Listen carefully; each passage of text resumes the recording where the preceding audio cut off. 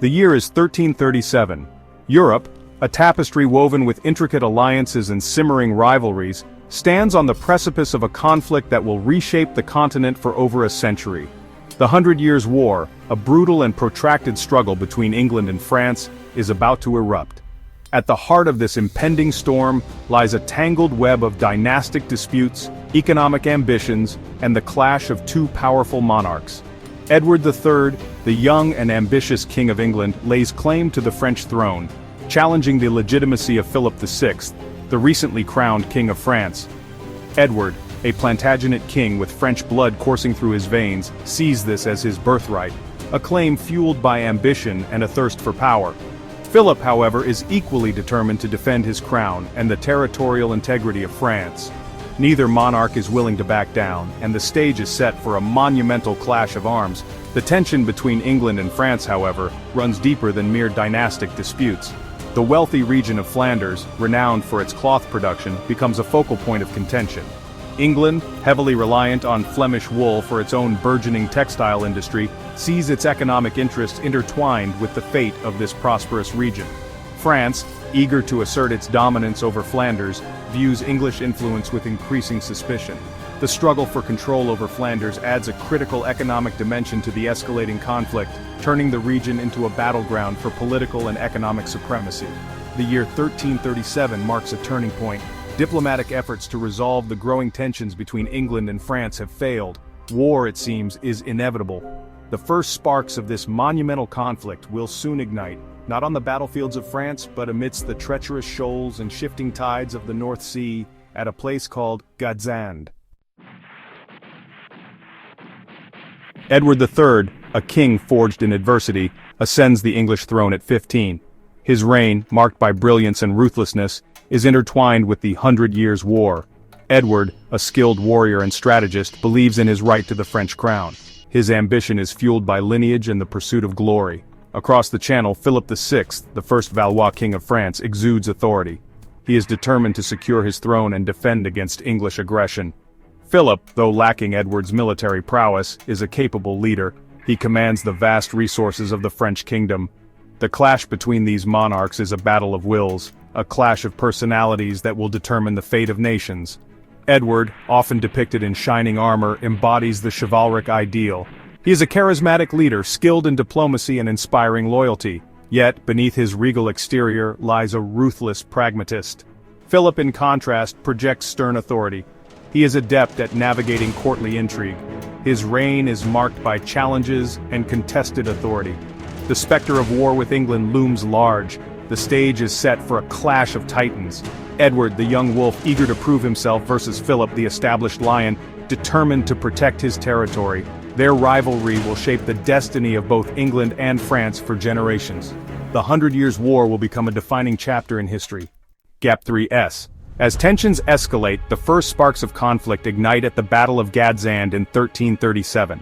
This skirmish, though minor compared to the battles that would follow, sets the tone for the brutal engagements to come. On the shores of Gadzand Beach, the English longbowmen, masters of their craft, prepare to unleash a devastating volley. Their longbows, a symbol of English military prowess, are capable of raining death from a distance.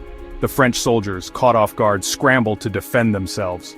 Animated scene begins. English longbowmen, cloaked in the mist of early morning, draw their bows in unison.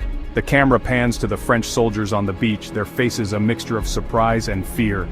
As the longbowmen release their arrows, the sky darkens with the deadly projectiles. The arrows descend upon the French soldiers, creating chaos and panic. The longbowmen's arrows pierce through the air with terrifying speed and accuracy, striking down the French soldiers with ruthless efficiency. The beach becomes a scene of carnage as the French struggle to mount a defense. This early English victory, though not decisive, serves as a grim reminder of the deadly capabilities of the longbowmen and foreshadows the brutal nature of the Hundred Years' War. The Battle of Gadzand, while a small engagement, is significant. It marks the beginning of a series of bloody conflicts that will ravage France and England.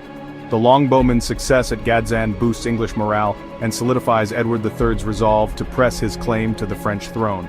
For Philip VI, it is a stark warning of the formidable enemy he faces. The war is now inevitable, and both sides brace for the long struggle ahead. Flanders, a region renowned for its bustling cities and flourishing textile industry, becomes a pivotal pawn in the escalating conflict between England and France. Its economic importance cannot be overstated. The Flemish looms, fueled by English wool, produce some of the finest cloth in Europe, a trade that brings immense wealth to both regions. This economic interdependence, however, becomes a source of tension as the political landscape shifts. Edward III recognizes the strategic significance of Flanders. Control over this economic powerhouse would not only cripple the French economy, but also provide England with a crucial foothold on the continent. Philip VI, acutely aware of the danger posed by English ambitions in Flanders, seeks to tighten his grip on the region, viewing English influence as a direct threat to French interests. Flanders, caught in the middle of this power struggle, becomes a battleground for economic and political control. The internal politics of Flanders further complicate the situation. The region, nominally under French control, is far from united in its loyalties. Many Flemish towns and cities economically tied to England view Edward with a degree of sympathy. Their allegiance, however, remains precarious, torn between economic pragmatism and the fear of French reprisals. This delicate balance of power makes Flanders a volatile and unpredictable element in the escalating conflict between England and France.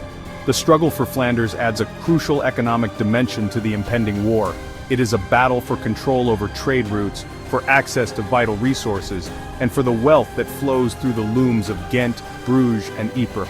The fate of Flanders, intertwined with the economic fortunes of both England and France, hangs in the balance as the drums of war begin to beat louder.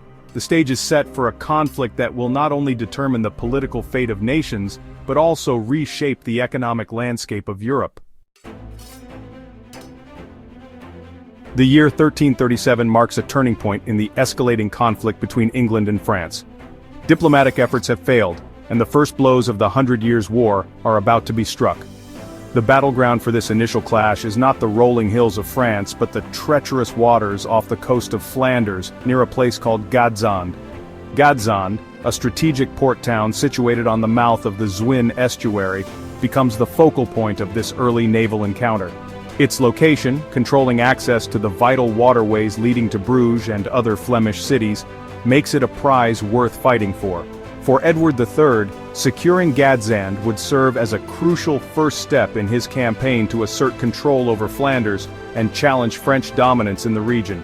Philip VI, recognizing the strategic importance of the port, dispatches a formidable fleet to defend it, determined to repel any English incursion. The stage is set for a clash of naval power, a battle that will test the might of English and French fleets and set the tone for the long and bloody conflict to come. The waters off Gadzand, normally teeming with merchant vessels and fishing boats, are about to become a watery arena for a clash of arms, a testament to the escalating tensions between two powerful nations.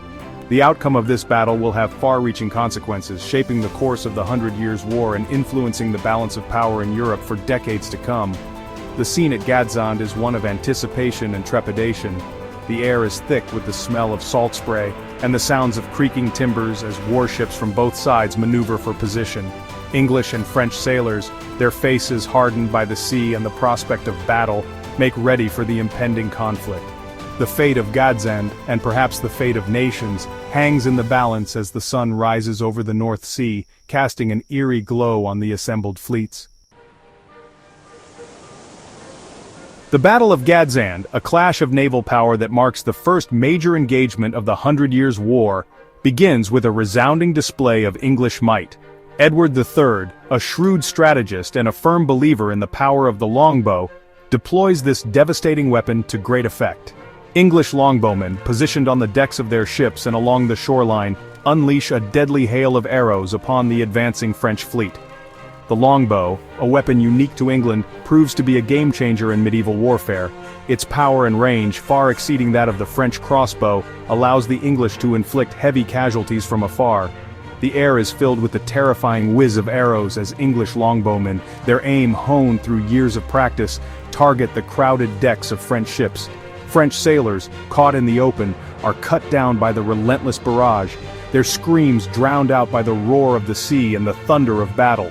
The French fleet, taken aback by the ferocity and accuracy of the English attack, struggles to respond effectively. Their crossbowmen, outmatched in both range and rate of fire, are unable to stem the tide of the English assault. French ships, their decks littered with dead and wounded, find themselves at a distinct disadvantage as the English longbowmen rain down death from afar. The opening salvo of the Battle of Gadzand belongs decisively to the English, their longbows proving to be a weapon of unparalleled power and effectiveness. The impact of the English longbow on the course of the battle is undeniable. The initial volley of arrows throws the French fleet into disarray, disrupting their formations and sowing chaos among their ranks. The longbow, a weapon that would become synonymous with English military dominance, announces its arrival on the stage of warfare with a resounding and deadly roar. The Battle of Gadzand, still in its early stages, already highlights the tactical advantage this fearsome weapon provides to the English. The French, their confidence shaken by the devastating effectiveness of the English longbow, are forced onto the defensive as the battle rages on. The initial shock of the English longbow attack does not deter the French for long. Their pride wounded and their determination strengthened, they rally their forces for a counterattack. French knights, eager to prove their valor and avenge their fallen comrades, urge their captains to close with the English fleet. They yearn for the clash of steel upon steel, the chance to engage the enemy in close quarters combat where their superior numbers and the weight of their armor would give them the advantage. French crossbowmen, though outmatched by the English longbowmen in terms of range, still pose a significant threat. Their crossbows, though slower to reload, fire heavier bolts capable of piercing through English armor. Taking advantage of any cover they can find, French crossbowmen return fire, aiming for the English longbowmen who, now that the range has closed, become more vulnerable. The battle devolves into a chaotic melee, a maelstrom of clashing oars, splintering wood, and the deafening roar of cannons. The French, their initial shock overcome, fight with a fury born of desperation and a desire for revenge.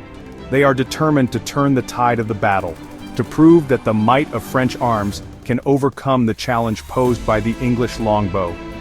The clash between the two fleets is brutal and unrelenting, a testament to the ferocity and determination of both sides. The waters around Gadzand run red with the blood of fallen soldiers as the battle reaches its climax. The outcome of the Battle of Gadzand hangs in the balance. The English, their longbows still a potent threat, face a determined enemy fighting with the courage of desperation. The French, their initial setback overcome, are determined to turn the tide of the battle and repel the English invaders. The clash between these two powerful forces, each fighting for their king and their country, is a testament to the brutal realities of medieval warfare and the high stakes involved in the struggle for control over Flanders and the destiny of nations.